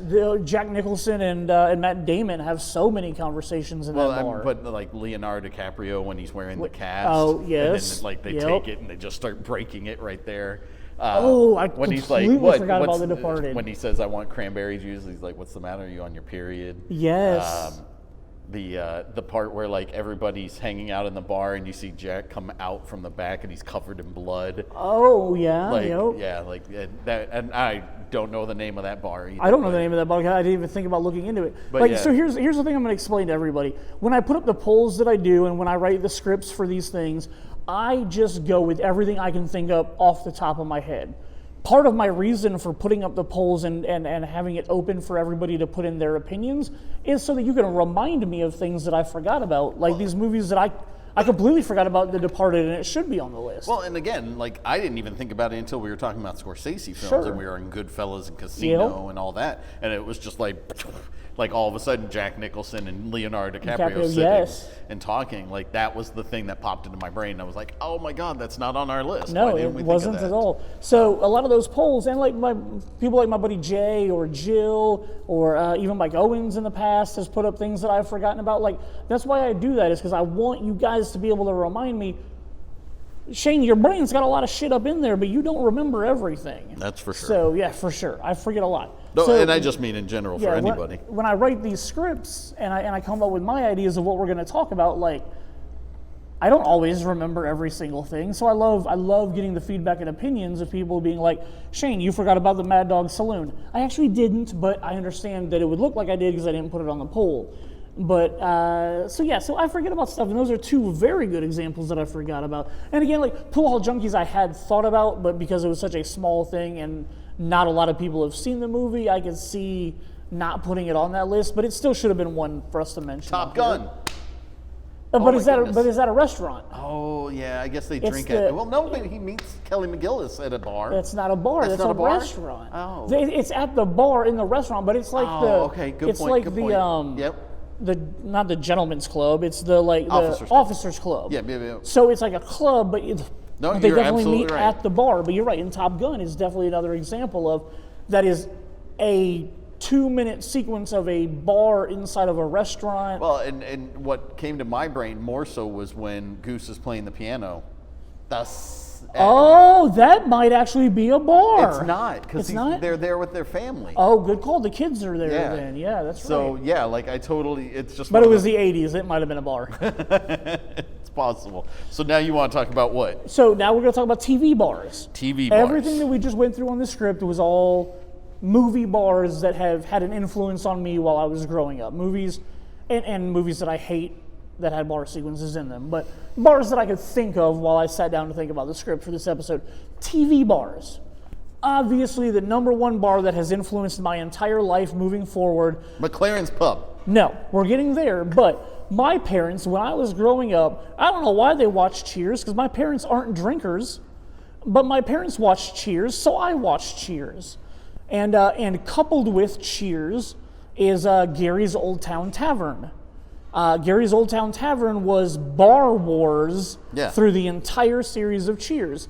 I want to say they did 6. I know for a fact they did 6. They might have done a 7th episode, but there were literally episodes called Bar Wars 1, 2, or Bar Wars, and then Bar Wars 2, 3, 4, 5, 6, where it was Sam and the guys from Cheers having some kind of beef with Gary and Gary's Old Town Tavern. It was a prank war for the most part. It was a prank war for the most part. Also, one of the best scenes that I really liked was whatever season Sam sold. Sam sold the bar at the end of season 5. So season 6, the opener of season 6, was Norm and Cliff at Gary's Old Town Tavern drinking. Oh. I'm only laughing because all I can remember is, we've got Wade Boggs' pants! Yeah. That was really Wade Boggs. That was really Wade Boggs. But so I really enjoyed, they showed Gary's Old Town Tavern in a few of the non-Bar War episodes. There was one like small story arc where I think Carla went to work there for a couple of episodes. I don't remember why she quit Cheers, but I think she went to go work there for a couple of episodes before they brought her back. But it was kind of cool seeing, and obviously Cheers is huge for me. When you lived in Boston, I made you take me to the Bull and Finch pub every single time I came to visit. Sad part, this is a sad little post note to that. Cheers Faneuil Hall is closed. They shut down due to COVID and they are not going to reopen. Huh. So while I have been to the Bull and Finch pub, the original Cheers, I never got to go visit the set recreation.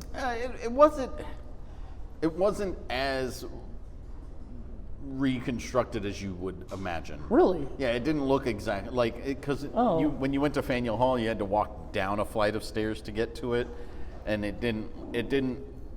I don't know. It didn't That's the feel Bull and like Finch pub. Faneuil Hall was the recreation. I know. Oh, But oh, the Faneuil I'm Hall, sorry. you had to. It wasn't like a full flight of stairs. Oh, it I was see. almost like a half story or Okay. something, where you had to step down into like a lower part of it, and it just wasn't. I didn't feel like it was the recreation like that.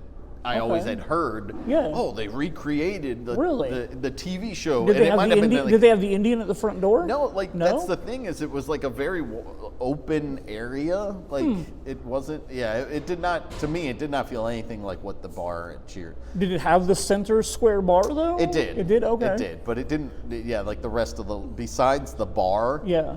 The rest of it didn't Oh, look anything well, like that it. So sucks. it's not like you missed out. I got to Okay. go there the last time I was in. When I went to a Patriots game a few years ago with Oh, some friends. yeah. And we went to, and then we spent a day in Boston. When they revealed the banner. Yeah, for the fifth Super Bowl. Nice. Yeah. I can't remember what year that was. Couple years ago. 16, Okay. maybe. So you guys went there that 17. day. We went there while I was on that trip. Yeah. Awesome. So we went there, and I have a picture with Nick White, us both drinking at Cheers. Very cool. I know you weren't a big Twin Peaks fan, but the Bang Bang Bar was big in Twin Peaks. I honestly don't know if I've watched an entire episode of Really? Twin Peaks. The pilot's amazing. The first season's pretty good. Fire Walk with Me, was that the movie? Fire at Walk the with end? Me was the movie at the end that was a prequel to the television series. Ah. So the TV series opens with Laura Palmer's murder, Okay. and then Kyle MacLachlan comes to town to try to solve Solve it, yeah. He solves it like the second episode of season 2. They didn't solve it in season 1 because they wanted to leave it as a cliffhanger. Yeah. But then everybody was so upset at them for not solving it that they realized, oh, we need to solve it very quickly in season 2. And then they were like, what's the show about now? So the rest of season 2 is kind of just more like Kyle MacLachlan hangs around in town to see what else is going on. Yeah, That makes it's no sense. Not very good. But then Fire Walk with Me. So the problem was, David Lynch left after season 1 because he was going off to make Lost Highway. Okay. So he put Mark Frost and some other people in charge of season 2. And as much as Mark Frost is very involved in Twin Peaks mythology, he kind of led them astray in season 2 and let them do some very bizarre things. But it all worked out. But after David Lynch was done with Lost Highway, he was like, you guys have ruined my show. Like, this is absolutely terrible. We're not going to do another season. And then they were like, well, we need something to wrap it all up. So they gave him Fire Walk with Me as a prequel, and you get to see the last day of Laura Palmer's life. So you get to actually get the answer of what killed her, kind of. Do you think you should watch, if you were going to do it, should you do it retroactively, where you would No. watch the prequel first and then Would the you show? ever watch Phantom Menace before you watched A New Hope? Yeah, No. Wrong answer. you could. Wrong answer. I just recently, my pastor, John Owens, Uh-huh. he was watching the Star Wars saga with his kids, and he told me that what they did was they watched 4, 5, 1, 2, 3, 6, 7, 8, 9. Wait, there was a 7, 8, and 9? That's how everybody felt about the prequels 20 years ago, Shane. There was a 1, 2, 3. But yeah. So I thought That's that an was kind of interesting interesting. viewing thing. I did a couple of months ago during quarantine. I decided to watch all of the Star Wars movies. Okay. But I watched them in chronological order. Release order. No. Oh, chronological 1 through order. 9. I watched. Well, I went 1, 2, 3, Solo, Rogue One. Oh, okay. 4, 5, 6, 7, 8, Nice. 9. That's and awesome. I did that, and like it was while I was leaving stuff on in the background while I was doing cooking or Sure. dishes or laundry, whatever. But yeah, so I thought that was kind of fun. I thought it was kind of cool. Somebody pointed out that on Disney Plus, they have all the Marvel movies. Okay. One of them is Marvel order, chronological order, via Really? the MCU timeline. Oh. So like the very first movie is Captain America, the second one's Captain Marvel, then it goes into Oh, all that's of them pretty cool. chronologically through the timeline. I thought that was kind of cool that Disney Plus put it, because like They have like multiple ways to watch it if you go to there. Where do they put Incredible Hulk into the timeline? Is that I before want to Iron say Man? it's right after Iron Man. Okay. It's either between, it might be Iron Man 1 and 2 and then Hulk, or it's Okay. Iron Man 1, Hulk, then Iron Man 2. Because I can't remember release day, they were like a month apart in Which- that year. Yeah, obviously, Okay. you know, as a fanboy, I love that. So But at that time, wasn't an MCU going on. there wasn't a whole lot. Yeah. Yeah. So the Bang Bang Bar, it was used throughout the show. It was honestly probably used a lot more in the 2017 revival of Twin Peaks. They had I say used more importantly. There was some kind of important scenes that took place at the Bang Bang Bar in that very bizarre wrapping up of the Twin Peaks mythology. Gotcha. So the Bang Bang Bar was cool. This next bar, you will probably know more about than me because I'm still in season 5 of Buffy, and I don't believe I've seen this bar yet. Oh yeah, you have. Have I? It's Okay. the bar that happens all throughout high school. They stopped going after high school. Oh. So you've watched it. This is where. And this is a bar? It's not a bar. That's why I was kind of surprised okay. it was on your list. But you know, anytime I can have an excuse to talk about one of the best one of the best television shows of all time with Buffy the Vampire Slayer, the Bronze is not a bar. Is it like a club? It's a underage teen hangout spot. It's I don't not know a why restaurant. I don't know why I thought it was a bar. It's not a restaurant. It's a pool hall for teenagers, Okay. essentially. Yeah, like they all drink out of red Solo cups the entire time they're in there, which is probably just like we don't want to put anything in a clear glass so that So we you never can have see, to fill yeah, it. yeah. But yeah, so this isn't a bar, or if it is, they have a whole lot of problems besides ghouls, goblins, vampires, and everything That is else. so awkward. I don't with know why I underage thought it was a drinking. bar. And Yeah, I it's didn't. not a bar. All right. So yeah, So the Bronze is not really a bar. nope. So one of my favorite TV shows, and I love the fact that my wife and I watch this show about daily together. I don't is understand King this of show. Queens. Well, I think it's because I'm a really fat guy and my wife is really hot, so I don't understand how we're together. But Cooper's is their bar, which Cooper's would be the Joe's of my wife and I's relationship. Okay, and I get that, but what I mean by this is like, he is like, I don't know, like I'm over the whole man is so stupid aspect. It's not a man stupid. Like, he's literally an insane sports fan. No. He does a whole lot of stupid stuff. He does a lot of stupid stuff that I've done in my life also. We literally watch every episode and we're like, yeah, we've been in that situation. Shane has picked football over going to support his wife at some event, and she got pissed off about it. Yeah, Shane did that shit. Like, this is one of those shows that, like, I absolutely love the fact that my wife and I can watch it together, and I'll sit there feeling guilty because Doug will do like some dumb shit where he'll decide to go hang out with his friends and he'll lie to his wife about why he can't go to her work function, and then she comes home and finds out that he's been out drinking with his buddies all day. Like, I don't know, man. I absolutely love this show and the dynamic between Doug and Carrie. And I've had a lifelong obsession with Leia Remini. Oh yeah, I mean ever since Saved by the Bell. Ever since Saved by the Bell, I have been madly in love with her. The fact that she mirrors my wife in real life is just awesome for me. Your wife was in Scientology? Aside from that part, she's Catholic though, so it's kind of the same thing. Oh. Not Ouch. really. I am not Catholic though, so that's why I can make that joke. But anyway, so Cooper's is the bar on King of Queens. It's literally like a Joe's kind of bar. Okay. Very, very down to earth and fun. Did you ever watch Leverage? I don't. You didn't? No. Leverage was literally like Ocean's 11 every week. Yeah, and it's not like it's not one that I was ever turned off by. Sure. It's just never found the time, never made I the time. I don't know. It was a TNT show, so I don't know where it is on demand. I don't know if it's on Netflix or anything like that. I literally implore you and anyone else to watch Leverage because it's just fun. In the same way that Castle was fun with the like murder cop show every week, Leverage is Ocean's 11 every week. It's, we're going to have to pull off a heist, but how are we going to pull off the heist? And if we pull off this heist, does it really go the way we thought it was going to, or does it go the way that Timothy Hutton planned for it to go to? Like, and it's a lot of fun. Aldous Hodge, you saw The Invisible Man, right? Yeah. The black cop character, Yeah. that's her friend. He's a main character on the show. And one of the other guys is from Angel. Yep.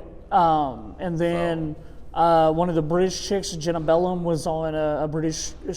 She was on the British version of Friends that was called Coupling. Yeah. So she was on that. Battlestar chick, I believe, takes over for a season when she's pregnant. But anyway, the bar on the show, John McRoy's place, it's later in the show. Timothy Hutton basically buys a building that becomes his apartment, their headquarters, and he owns the bar that's on the first floor of it's said Arrow. building. It's what? It's Arrow in the Verdant. Exactly, it's Arrow. Now we're going to get to McLaren's Pub. McLaren's Pub is, I mean, come on, it's not that great of a bar overall. I mean, But a it's lot of literally- great stuff happens Oh, there. so many great stuff. And Carl is a vampire. I don't care what Carl is a anybody says. vampire. It's I one of drank those- them all, bitch. Bitch. Probably one of the best episodes ever. Very bar-centric episode. I just love How I Met Your Mother, especially the first 3 seasons. Oh, yeah. Are some of my favorite TV. Just how silly and ridiculous it is. And we can't talk about McLaren's Pub and How I Met Your Mother without addressing Puzzles also. Well, yeah, Puzzles was Barney and Ted's bar brilliant idea. that started off as the McLaren's Pub and then moved its way up to their apartment and became Puzzles. Oh, yeah. The show's really good for the first 3 seasons. And it's the one that writer's it's- strike happened, and then the whole show takes a dive after True. that. It's one of the ones where, as Central Perk is very central to Friends. Oh, absolutely. And it's like, a lot of really funny stuff happens at Central Perk. Like McLaren's Pub's the same way. Every episode almost has something that happens there that's good. Well, and I remember someone in particular telling me when How I Met Your Mother came out that he was like, "This is so superior to Friends. They hang out at a bar, not some stupid coffee shop." And I think you're wrong. I retract myself after season 3. I think you're wrong. After Friends has season 10 good seasons. How I Met Your Mother has 3. And Friends definitely takes a downward trend, but I can watch Friends Yeah, all the I time agree. and not miss and not care that what episode I'm watching. So Whereas let's- How I let's- Met Your Mother, I care. Let's I don't be wanna really watch honest. it. When How I Met Your Mother came out, I was highly alcoholic and on a lot of drugs. So What? yeah, my mindset about that show at that time, not exactly the I best. think you were okay. Yeah, We'll Patty's go with Pub that. came along at the same time. Have you ever Never watched? watched it. You've never watched It's Always Sunny? I know that Justin Rochelle loves that show. Our buddy Phil loves that show. Phil, when he was my roommate, turned me on to the show, Ah. and like, it's amazing. Okay. How? I heard it's even funnier once Danny DeVito became a part of the show. Yes. That it's So- not as good before then. The first season, he is an executive producer and maybe in an episode or 2. Okay. Like his character was always around, but in season 2, he became a regular on the show, and it definitely like took off once he became a regular. Okay. It unfortunately, I don't remember what season it was when. So my buddy Jay, that we've already talked about on this episode, his roommate was one of my best friends named Jimmy. The 3 of us would always watch the show together, and like we would watch reruns together and just get drunk watching the show and laugh and have a good time. Unfortunately, 10 years ago when Jimmy passed away, that show kind of just died off for me. Like I wasn't interested in watching it without him. Yeah. So like I've watched the first like 8 seasons, but I mean they're on like season 16, 15 or something now. Like they've taken some breaks in years because of that's because they do that crap where like the first half is a season, the second Sure. half is a season. Right? Right? Like, they take- No. Like the I know, first season was like 6 episodes, and then they were doing a bunch of 10-episode seasons. But they would take a year or 2 off between seasons because like there was one season where Mac gained like 100 pounds for his character, and then like they had to wait a year for him to shed all that weight to record the next season. Okay, so they're on season 14, 14. currently, but the first season was 6 episodes. 05. Oh, 5 Oh episodes. wow! Yeah. I guess okay. Wow, it's been that long. Yeah. I But yeah, they only do like 10 episode seasons, and there's some pretty big gaps. Like this episode, or season 14, it's been at least 2 to 3 years since their last season. Wow. They're that popular with FX that FX is willing to wait for them to be in the right place to do an episode. Because a couple of them, Brie Olson had a show on NBC, the Mick or whatever it was. Yeah. So they've been busy or whatnot. It's a show that like I can put on now if it's on like Comedy Central, and I just hope that it's like a show or an episode I've already seen. Because like I said, after Jimmy passed away, I had a really hard time watching this show because like Jay and I would always joke about how like Jimmy was Charlie, and Charlie is the one that just does all the stupid shit without thinking about repercussions on the show, or he just talks out of his ass, or he's there for comedic relief. And that's kind of how Jimmy was in our circle of friends. Like he just, whatever he said, whatever he did, it was all hilarious. It was all funny. Like he was our Charlie character in our lives. So I unfortunately have a hard time trying to watch the show just because of how connected the three of us were to watching it together. Gotcha. The next two are some Aaron Spelling bars. If you watched Beverly Hills 90210. What is this? All right, so look. In high school, I refused to watch Beverly Hills. All the girls I tried to date, all the girls that I was friends with, that's all they talked about. That's all they gave a care about. And I'm one of those people, much like with Game of Thrones, if it's popular, I don't want to fucking talk to people about it. I don't want to be a part of it. So I never watched Beverly Hills 90210. I did watch Riverdale when it came out, and Luke Perry was on Riverdale. So last year when Luke Perry passed away, I finally said, you know what, everybody, all these tributes I'm seeing to him are about Beverly Hills 90210. I want to know. I want to know what that show was about. Pike for life. What's Pike for life? I don't even know what that means. Pike was his character on the movie Buffy the Vampire movie Buffy. Oh, nice. Yeah. So I went back last year in March when he passed away, and I started watching Beverly Hills 90210. I watched it for 6 months. I finished it on Thanksgiving Eve of last year. So about 6 months from March to November, watching the show, pretty much nonstop on Hulu. There's about 30 episodes I haven't seen because they're not available for streaming rights, because music or content or things like that. Yeah. There's about 30 episodes that Hulu doesn't have the rights to. And then even when it ended up on the NBC app or whatever, whoever owns the rights to it. Fox, I thought. Or the but Fox. Might be, whatever. It aired on Fox, but I feel like somebody else owned the rights to it. You're probably right. I think it ended up on, because it was before Peacock came out. One of those streaming services it's on. Maybe it's CBS All Access or something. I looked at it, and the same episodes that are missing from Hulu are missing from that service also. Wow. So it's a music issue or an actor issue, or, one of them's where in the first season where one of the side characters commits suicide. That's left out. I don't know if it's because of content or that actor or something like that. Yeah. But anyway, so I watched it. I saw the Peach Pit. I saw the Peach Pit evolve into, after the guys graduated from high school, buying the building next door and turning it into the Peach Pit After Dark. Dun, dun, dun. Which was the bar that Kelly Kapowski ended up running when she joined the show. Valerie. Yeah, Valerie. Not Kelly Kapowski. Kelly Kapowski wouldn't be caught dead in the Peach Pit After Dark. You're right. Valerie is so hot. She left that to Jesse Spano, who just went off to be a stripper. And then with the Peach Pit After Dark, in Melrose Place, you had a bar called Shooters, which, since Melrose Place was kind of aimed at the older crowd, it made sense that they started off the show having a bar immediately available. One of the main characters was a waitress at that bar.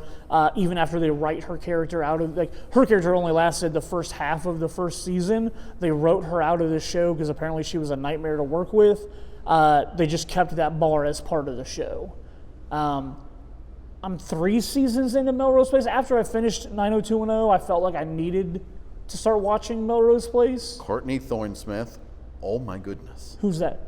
That's Allison Parker? Oh, yeah, the main chick on 90210, yes. Or no, on Melrose Place. Oh, yeah, that's right, Melrose Place, yeah. Her roommate is Elizabeth Shue's brother, Andrew Shue.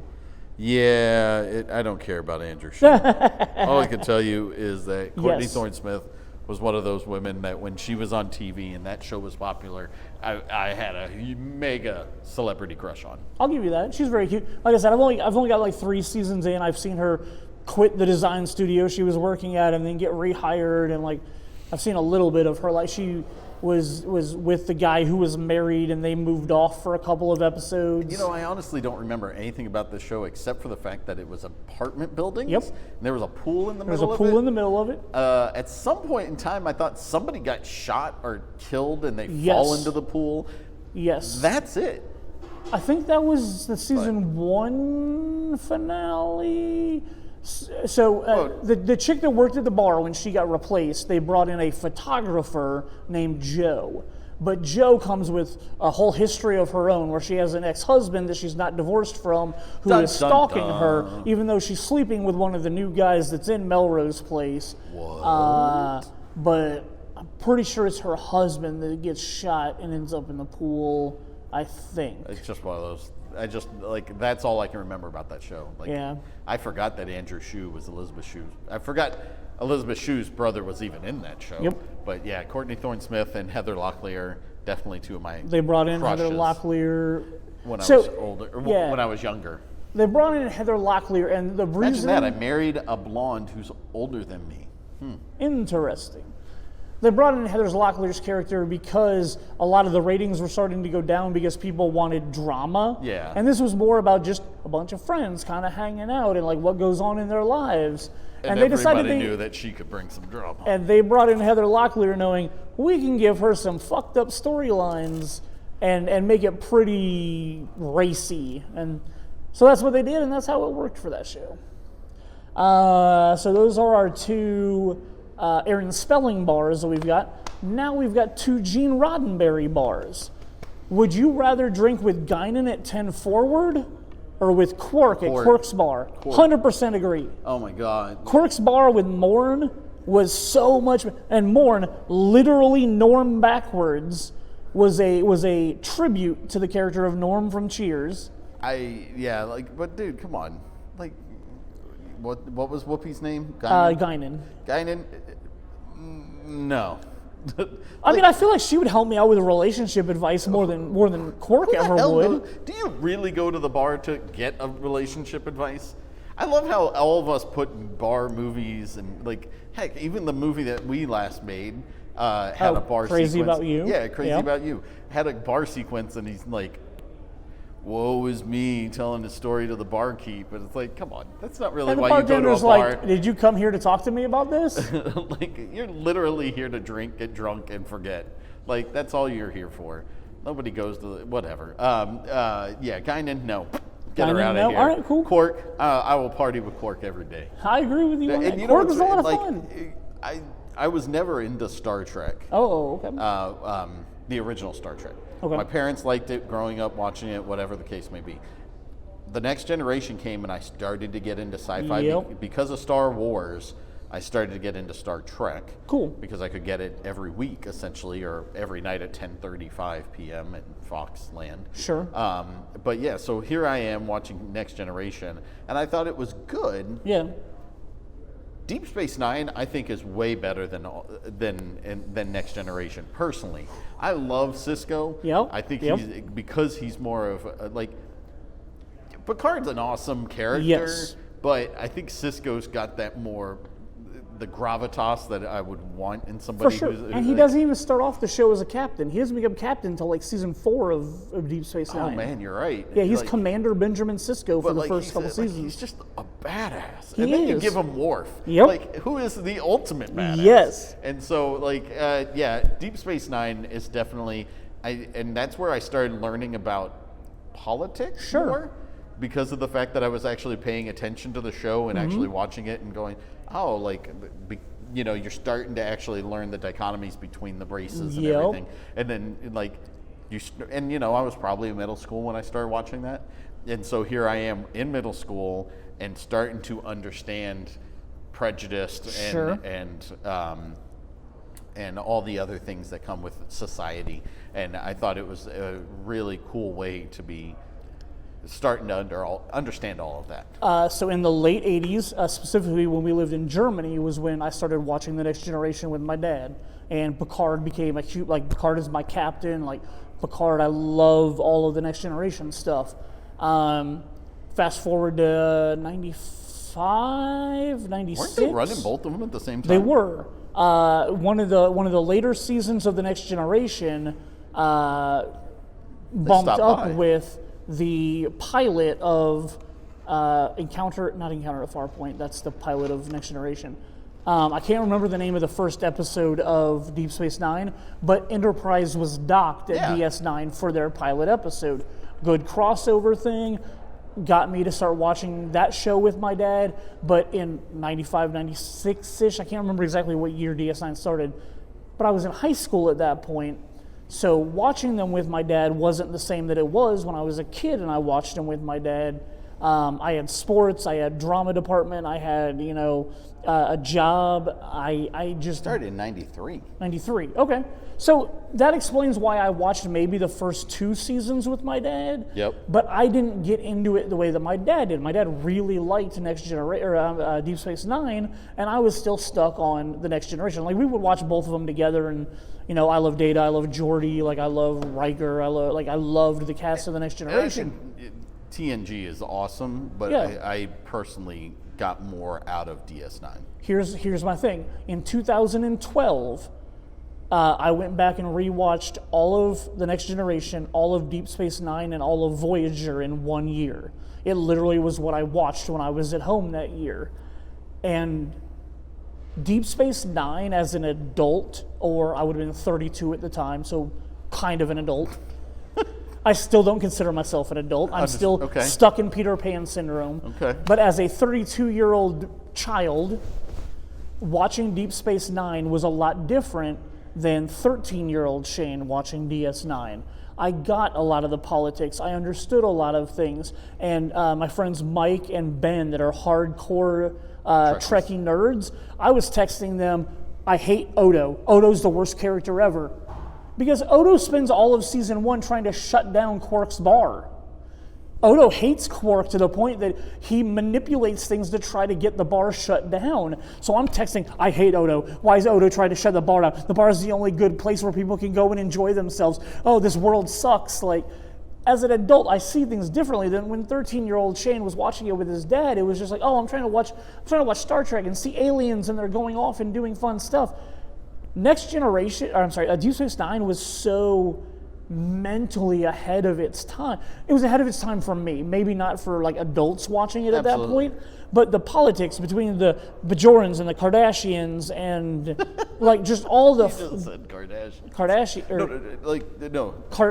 Cardassians, not Kardashians. They could be an alien element all their could. own. We don't know. Kardashians or whatever they were, like Kardashians. yeah, watching the political stuff going on as a 32-year-old was so like that went way over my head as a 13-year-old kid who just wanted going to an alien planet and exploring the galaxy. Yeah. Like Deep Space Nine is probably the best of all the Star Trek series ever, and it's because Sisko and the relationship with his son and how it evolves over the course of the show. Sisko's becoming friends with a Ferengi. Oh my God, Quark's nephew. Oh, I can't even remember his name now. Rom. Jake becoming friends with Rom and like seeing how their friendship transcends. You're not supposed to be friends with a Ferengi, but like his dad supports it. Like there is so much going on in Deep Space Nine that I literally believe it's the best of all the Star Trek shows. I also, at that point in time, being teenager, Yep. Dax. Oh, yeah. Terry for sure. Terry something. Terry Farrell? Terry Farrell. Terry Farrell? My goodness. Yeah. That woman is so Well, and she was on gorgeous like in the first Dax. 5 seasons, And then they left. replaced Dax with Because she went, her Jacinda symbiote Dax went. became something else. Dax was the name of her like alien host inside of her, and they transferred it to oh man, I can't remember what it was. Jadzia Dax was her, and then there was another Dax for the last 2 seasons who I didn't like immediately because of the fact that it wasn't Jacinda Dax. Esri Dax, yes. She was much younger. I just didn't like her as much, but she had some She had some And they do episodes that turned me Ammonidax? around. What's that? Ammonidax happens too. I believe, I don't know if it's a flashback, but I believe that's That would make sense. I believe that's who it was before Jadzia Dax. I believe the person that Dax was in when it was Amoni, I think that character comes back and they have discussions about how Dax chose to move on to Jadzia's body. Odo was awesome. Dr. Bashir was awesome. Oh, Bashir is great. And how do you not like Miles O'Brien? Like, Yeah. Well, O'Brien and Worf both came from the Next Generation. Once that show ended, they moved both of them over. and yeah, I really enjoyed all the aspects of Yeah. DS9. So It was awesome. The last one, most recent for us. You're shaking your head. Do you not sorry, like? no. Oh, okay. I looked over at the ones I don't remember. Oh yeah, okay. We got one more. Verdante. Arrow, great show. When Verdante was actually a part of the show was still good. The later seasons, Not so much. not so much. But Verdante was in seasons like 2, 3, and 4, I think. I thought it was in season 1. Wasn't it? Maybe It would have been the maybe he end wasn't- of season 1. Okay. All I can tell you is. Because like the season 1 ends with the Glades getting blown up. Oh, that's right. Yep. And then I think part of the rebuilding is him buying and opening Verdante, because then I believe a lot of it is his sister trying to be like, I could run Verdante. And Roy Harper didn't come around till season 2. Yeah. And he was a big character when Verdante was still a thing.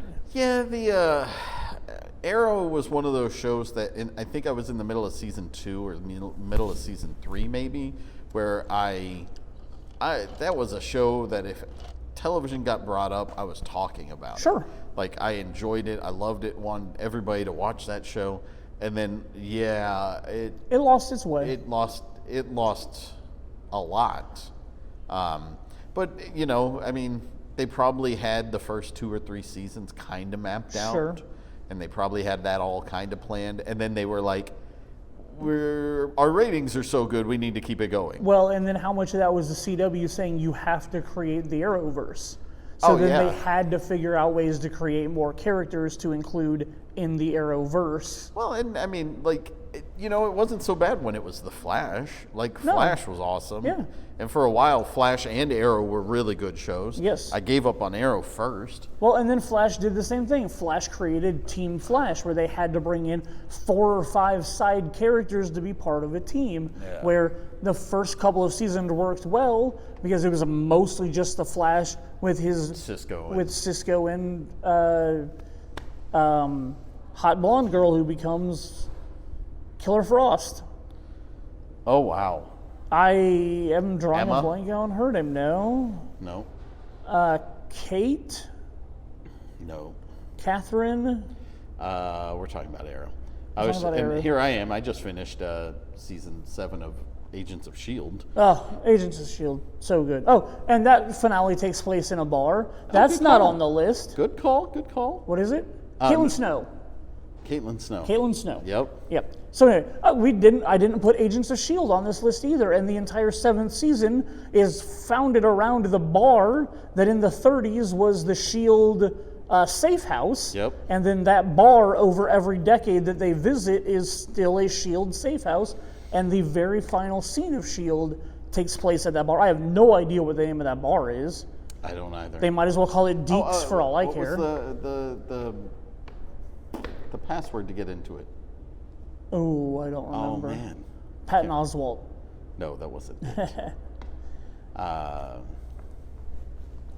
So, while you're looking that up, I'm going to ask you. There's 3 bars we have left to talk about, and these are the 3 that I watched these shows, but I don't remember bars being in them. Did anybody in your house watch MASH? My parents did. Did they? I don't I'm know. pretty sure my parents I think did too. anybody whose parents were in the armed forces was watching Sure. I don't remember Rosie's Bar. that. No? I never watched enough of it. Like, and then that's one of those things where, like, I know I've seen MASH, but I don't remember it. So I don't remember Rosie's Bar in MASH. I don't know if it was an actual bar. I don't know if it was somebody's room that they called a bar. I don't know anything about Rosie's Bar. I did watch a lot of Three's Company growing up. Three's Company was the show that was on TV. Like, if I was at home sick from school one day. Swordfish was the name of the. Swordfish. Was probably the name of the bar. Okay. It was the password to get into Agents of S.H.I.E.L.D. Swordfish is a great password for a lot of movies. We'll talk about that on another episode.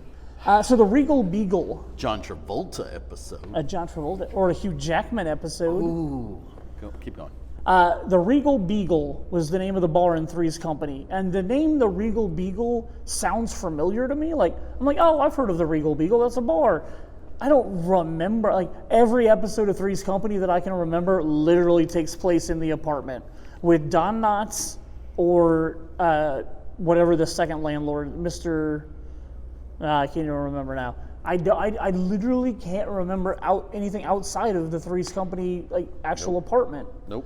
So I don't know if they ever went to the Regal Beagle or if the Regal Beagle was literally just something that was named in the show. Like, oh, I went out drinking at the Regal Beagle last night. Like, I don't remember in my Three's Company watching ever seeing a set for the Regal Beagle. Yeah, me either. Okay. And then lastly, another show that I grew up watching was Three's Company. Or I'm sorry, was Golden Girls. I was like, I just talked about Three's Company. Was the Golden Girls. But every episode of the Golden Girls that I can remember ever watching took place in their apartment. Yeah, but they also went to that club. Maybe is it's that the Rusty club. Anchor? It might be. Okay. Because there was it was like a country club.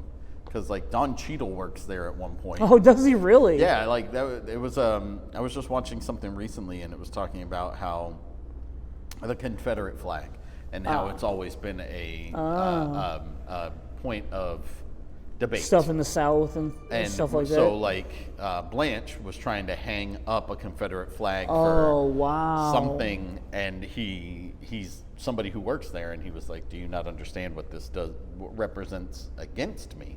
And so they have this whole debate, and she's like, yes, but it's just a flag and it's my heritage. And he's like, but it means this to me. Holy and cow, that's awesome to know about that in the 80s. The late 80s, that's awesome to know they were talking about that back then. And so it's one of those things where, and then I think he quits because she won't take it down. Interesting. Or he threatens to, and maybe she does take it down. But yeah, it might be the club she works at. I can't remember. Just side tangent from that, one of the things that over, this last year of COVID and the world opening its eyes to different things, during lockdown, somebody had posted, during lockdown and the riots and all this stuff that was going on this summer, somebody posted an episode of Family Matters that involved Carl and Eddie being at a bar/restaurant type situation, and all of Carl's work buddies are saying a lot of racist stuff towards Carl's son, and Carl is just like, do you not understand? This is my son. No. I don't know if you're talking about the same one I'm thinking of. of. Okay, I might be. He gets pulled over, or he gets stopped for walking in the neighborhood. Yes. And then Carl goes and confronts him. You're right. I'm sorry. Yes, you're right. That's what it was. Yeah, they weren't, and he confronts him at a pizzeria joint or something. Yes, I'm sorry. That is the clip that I saw, and it was it's just awesome and sad in a way to see that stuff like this has been brought up in the past, but obviously not to the attention that it's getting today. Yeah, I would totally agree with you on that. So when somebody posted that, I was like, wait, I grew up watching Family Matters. What was ever wrong in Family Matters? And then I was like, oh, wow. I don't remember that episode. Yeah. But I'm not. I mean, obviously it did. Obviously happen. it was there. Yeah. Well, and maybe I was ignorant to it because of the fact that when I was Sure. that age and watching it, it didn't stick with me. Because I'm not a POC. I recently just turned on Nick at Night at one point and was watching a bunch of Fresh Prince of Bel-Air episodes, and some similar stuff was going on where Will was speaking out about other characters on the show, holding him back or doing things to prevent him from succeeding and things like that. And I'm, in my eyes open mindset of 2020, I was just like, holy cow, this is crazy that this was being talked about in 1987, but obviously not getting the national attention that things get today. Yeah. So there's definitely, on that topic, there's definitely been people in our childhood who are trying to do what's very popular right now on just a much small. They didn't have the exposure that people have nowadays. You say that, but I mean, everybody watched those TV shows. That's true. I mean, most of the people I went to middle school with was watching Thank God It's Friday TGIF. Yeah, the lineup on, was that ABC, I think? Yep. And I mean, like, dude, everybody I knew was watching Growing Pains and Full House. Sure. Family Matters. Family Matters. Just Step the by 10 Step. of us, Step by Step, all those shows. Like, Yeah, that was Boy a Meets thing. World. Yeah, like, but yeah, it's like you said, it's sad and it's interesting at the same time that something that has been brought to the attention of the masses Yep. on multiple occasions is not making the headway that it could have made by now. By or should years have ago, made, yeah. should have made by now. I mean, you're thinking like So- Will Smith is literally one of the biggest celebrities in the world right now, and in the late '80s, as a 20-something actor, he was leading a TV show that was bringing up racial equality and racial injustice and things like that, and it obviously didn't have as much of an effect now that people are still fighting for it 30 years later. And it makes you wonder too, because like we have friends that are cops. Oh yeah. And I'd love to have an actual conversation with people who have been profiled because of their race or religion or whatever, and also be like, to be a fly on the wall, or like find a round table setting where we could sit down Sure. with a police officer and somebody who's dealt with that kind of stuff, just for the simple fact that I obviously we don't always hear the police side. We hear the official stories from the police. I'd like to hear unofficial stories and like why those things happen. I agree. So It would be an something interesting to us. conversation to have. Who knows? Maybe a future Shane Talks. Maybe. So we took kind of a weird tangent there at the end of the episode. As we often do. We often take tangents, addressing real world problems that are going on, and obviously this is two white dudes trying to figure out how to figure things out in this society and be better for everybody else involved, And raising our children properly. and teaching our kids the right way to treat everybody and not be racist pieces of shit. So this was episode 21 of Shane Talks, filmed live inside a bar where Jason and I were in the same bar at the same time, Got the not finger guns going. on a Zoom call. Episode 22 is going to be a really important one for Jason and I. Episode 22 is going to cover Jason and I's filmmaking career. We are going to start in 1999. We are going to move forward all the way to 2006 when we produced our last film that has still not yet been completed. We're going to discuss all of our different projects along the way. Things we wrote, things we filmed, things, how they got made, why they got made, inspiration for stories that we did. And we'll talk a lot about Crazy About You, which was Jason's last film that he wrote and starred in. Our buddy Zach directed it. We're going to talk about all of that and give you guys an insight into basically how Jason and I's friendship became as great as it is now, and the movies and things the projects that we worked on together for 7 solid years of making movies in Indiana. During that time, we were one of the top 3 production companies in the state of Indiana. We are low-budget independent production companies, nothing like big time that had money behind them, but us and Bunk Films and Penguin Films were 3 of the studios that were making a lot of film back then. And Gemini Films kicked out more projects. We did 17 projects in those 7 years, which is more than any of those other 2 companies or anybody else in Indiana was doing. Were they all great projects? No. A lot of them were experimental things, us trying to use the camera, us trying to experiment with things. And a lot of our short films are kind of crap, but it was us experimenting with how to make our feature-length films better.